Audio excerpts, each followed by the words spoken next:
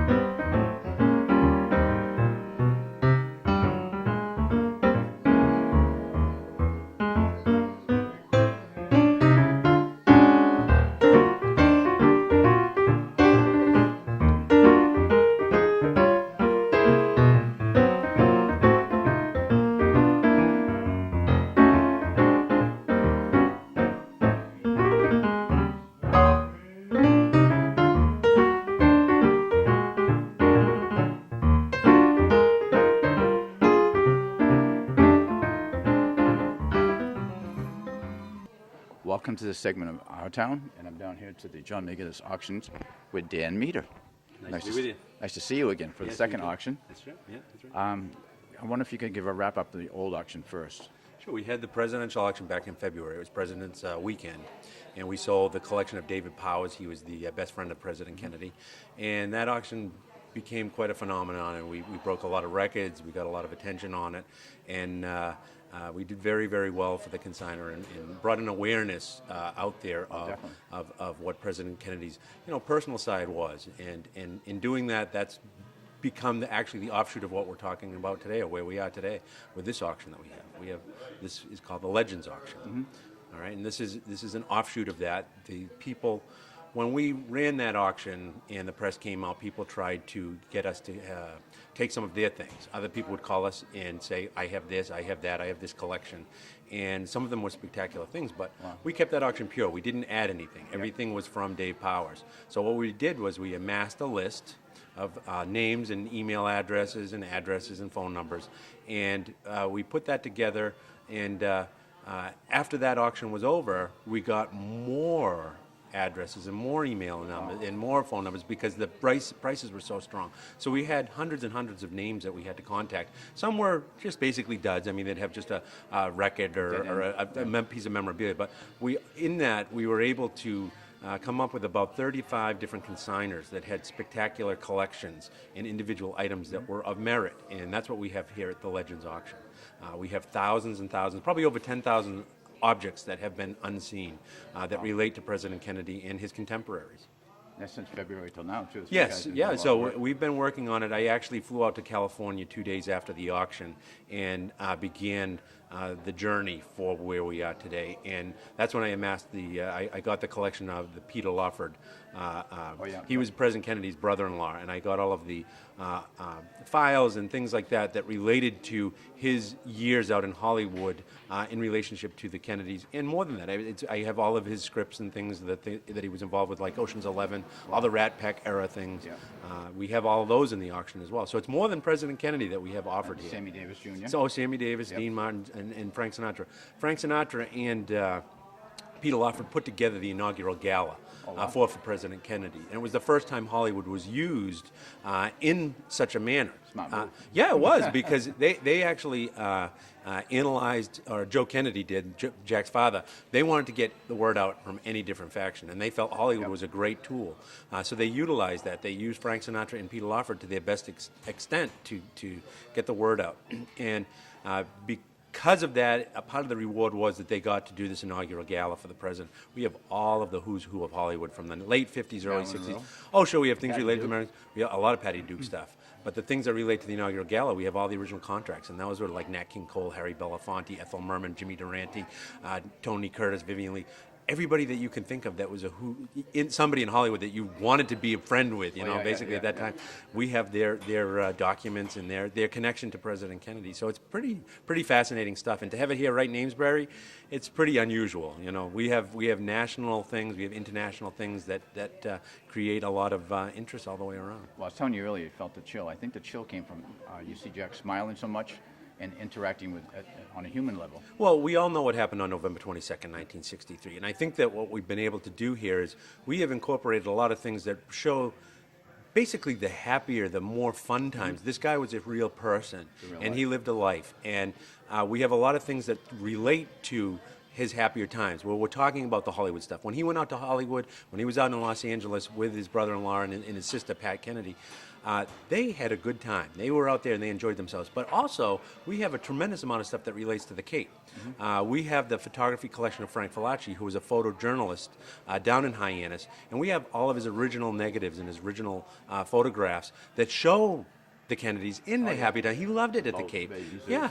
So we have all of that stuff. And to top that part of the collection, the Hyannis base, we have the President Kennedy's rocking chair. Everybody is familiar with President Kennedy sitting in his rocking chairs. Well, those were doctor prescribed. Dr. Travell was the physician for the president, and it was a lady. She basically measured every bone in his body. And she outfitted him with these rocking chairs with cushions that were exactly the measurements to alleviate the most amount of stress and pain in his back. And with the rocking motion of these rocking chairs, he was able to live a less painful life. He was in constant pain. So there was a number of these. There's about a dozen rocking chairs that were strategically placed in the White House and wherever he would travel. But this particular rocking chair that we have in the collection, I don't know if you can see it in the background here, but it's right behind us over there. This was the Cape Cod-based rocking chair that traveled with him, whether it was by boat or Air Force One or Marine One. It would travel with him so that if it went from Hyannis to Otis Air Force Base to Squaw Island, where they had the summer White House. So this was a rocking chair that was used in happy times. He would love to be sitting at the Cape or on one of his boats rocking in this rocking chair. It's a real special thing. It has a poignant side as well, though. This was the rocking chair that was brought over to Otis Air Force Base when his wife was giving birth to another child. They had the baby at Otis Air Force Base. This rocking chair was brought into the hospital for their use. The baby didn't make it. The baby lasted about 36 hours. And Jackie spent about a week afterwards at Otis Air Force Base recuperating. And this was the rocking chair that he would use to help console his wife. They were going through a horrible, tragic time, worse than they had ever known. I mean, this is just months before the assassination. So they had suffered a major tragedy within their own life, and they didn't really show that in public because they were running the country. He had to show a positive face, but they were going through a real emotional time. So this rocking chair holds a lot of emotion. It's really a really special item to get your hands on. Yeah, it's a special thing. The other thing I was going to mention was the pens that are over here. We have a framed article, hopefully you got some images of it, of 50 presidential bill signing pens. And these were assembled, they were given to the liaison between the White House and the House of Representatives. So this guy, when they would sign an act into law, these pens were given as a gift to this gentleman. His name was Mr. Wilson, and he was the liaison. He would go back and forth and report both to the House and to the President what was going on. So he amassed a collection of 50 pens during his tenure as liaison.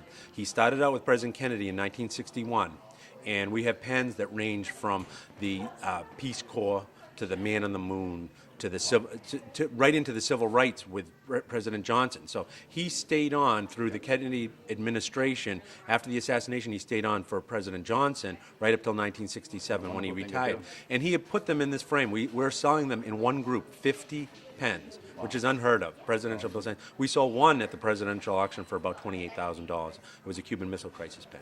So we don't know what this is going to bring. It should bring a lot of money, but we don't really know. It's an auction, and the public will determine what it's worth. Yeah. Well, by the time this airs, we'll know what it sold for and say where did it end up, right? The other thing was the Warren Commission books. Oh, we have the complete set of the Warren Commission, including the report. This particular set, though, it's not just like any other. This belonged to one of the commission members, Alan Dulles. He was appointed by President Johnson. He was the former head of the CIA. And this particular set was his own personal copy. Wow. And in that, he had the autographs of all of his fellow commission members autograph that set. So this is a real special. It comes in the original shipping boxes that they were shipped to him with his label still on them. It's very, very impressive. Very impressive set. Now, do you have any favorites yourself with pictures and stuff like that? Oh, we have tens of thousands of objects. There's 1,600 lots. I have a lot of favorites. That's the problem. There's a lot of things that really bring out of a lot of emotion. But some unique things that I really cherish, we got through a Beverly Hills connection. This was a friend of President Kennedy. I can't say the name by request. But this person was an intimate of President Kennedy. We got 3 watercolors that President Kennedy actually painted. Oh. And they are, everybody's familiar with his little doodles, and he'll have a little sailboat on. Well, these are actual watercolors. So you'll see, we have 3 of them, and they have the boats, and they're just beautiful. I mean, that's so rare. We have images of him actually painting, but we've never had a painting done by him. We have 3 in this auction. That's how incredible this auction is. It must be hard for you sometime to let something go when you know I already feel like I own it. I already feel like it's mine. I treat all this stuff like it's our own. We're working for our consigners, and we treat these things just like their own, like we would want them to be treated. And I already feel like they're part of me, so it's pretty special. They're going to go to a good home. Whoever ends up with them, they'll really enjoy these.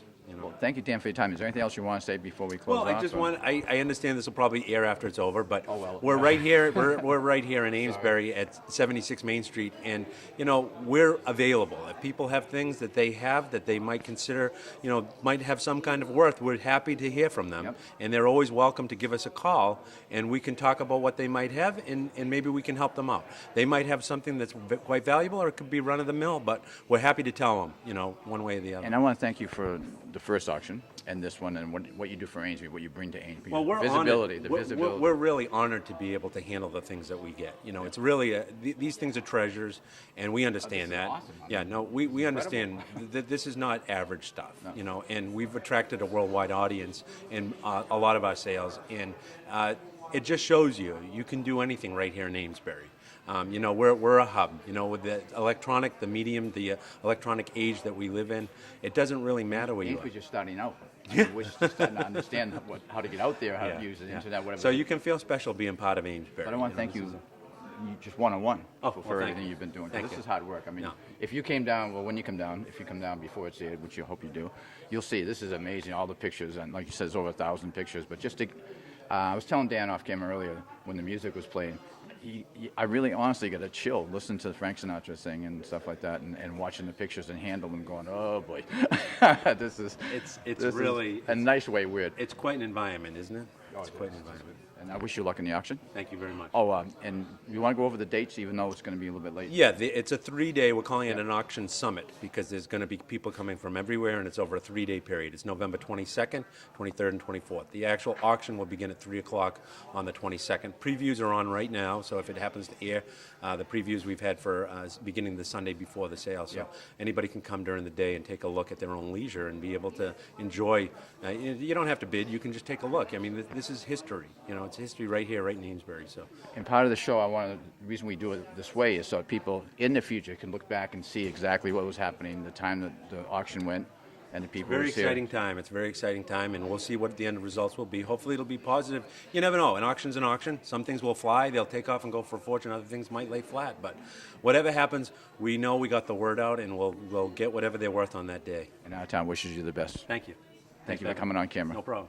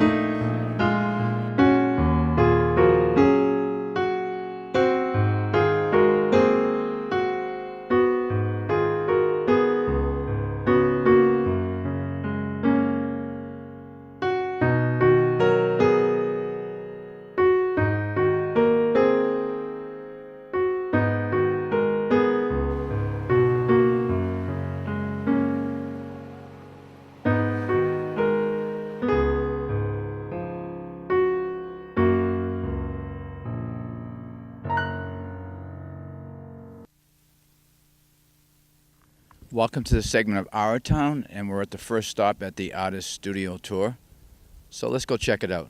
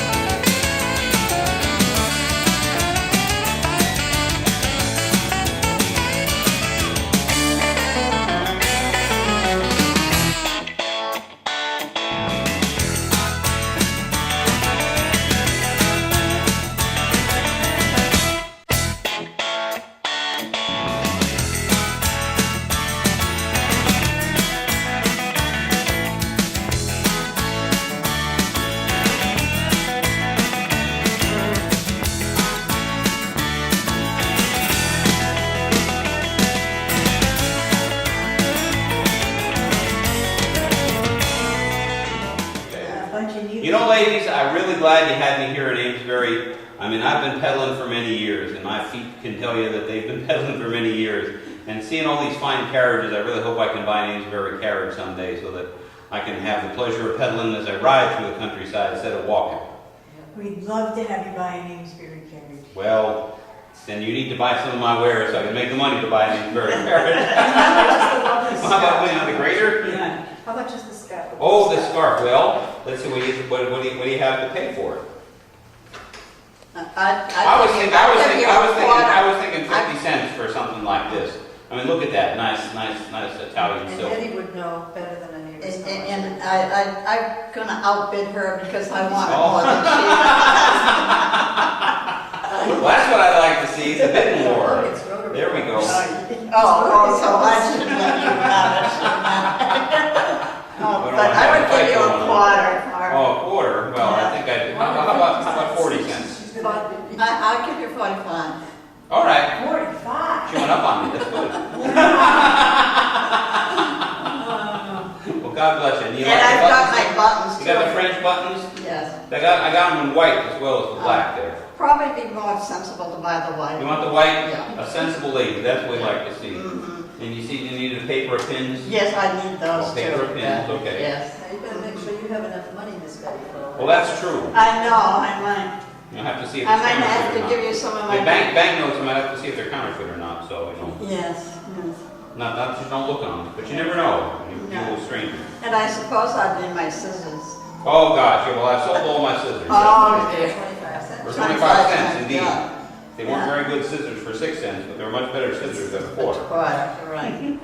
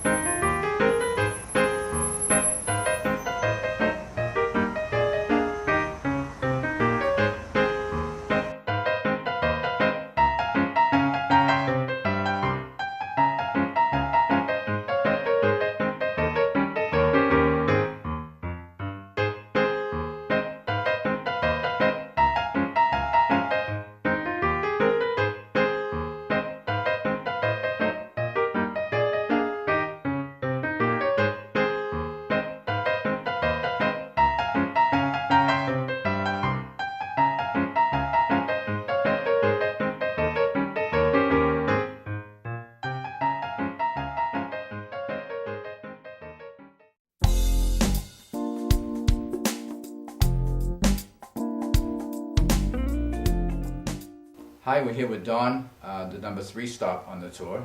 Nice to meet you. Hi, good to be here. You have a nice setup here. Thank you. Yeah, I'm running my photo booth today as part of the Amesbury Open Studio Tour. And you've been here 4 years. I have been in this building on Water Street. I'm at 21 Water Street, second floor. I've been here for 3 years. I've lived in Amesbury for about 4 years now.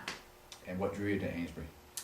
What drew me to Amesbury? Actually, one of my friends had bought a bar downtown when it was Mad River Tavern. So I started bartending there for him. He had bought the bar. I worked with him in Hampton, and I just loved the town. One of my friends ended up buying a house here, and I loved the town so much I decided to move here. Nice. And you get a lot of good business, I see. Yeah, lots of business. Yep. I mean, I have a lot of my fashion and beauty images on display. I do a lot of work with musicians too, but I of course do family stuff, weddings, and kids as well. And I would like to get the address before we finish. Where you're located? Sure. So I'm located at 21 Water Street on the 2nd floor. Nice. Nice to meet you. You too. Thank you. On to the next segment. Yes.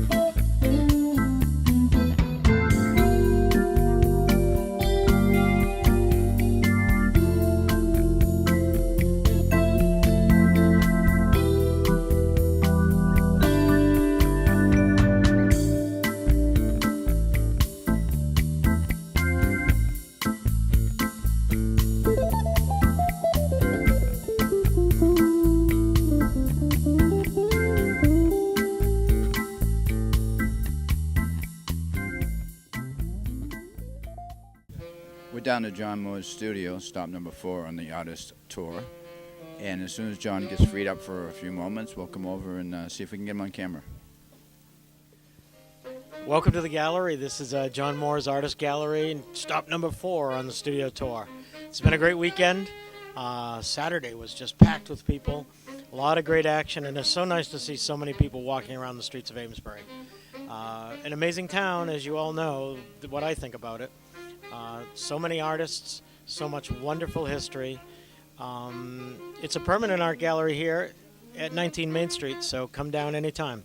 We're open 6 days a week and late nights on Wednesday, Thursday, Friday, and Saturday. So hope to see you here. Thanks for coming in.